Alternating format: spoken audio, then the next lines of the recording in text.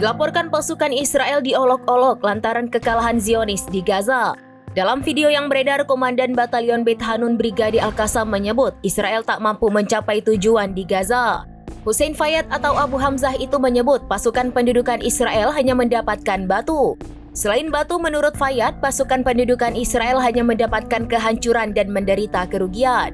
Menurutnya, Gaza merupakan negara yang tidak bisa dipatahkan.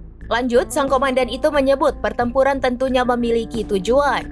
Lantaran tindakannya tidak mencapai tujuan, maka Israel disebut mengalami kekalahan dan kegagalan strategis dalam perang di Gaza. Bersamaan dengan Israel diolok-olok, dikabarkan tentara pendudukan Israel pada Rabu 22 Januari 2025 malam mengakui kesalahannya.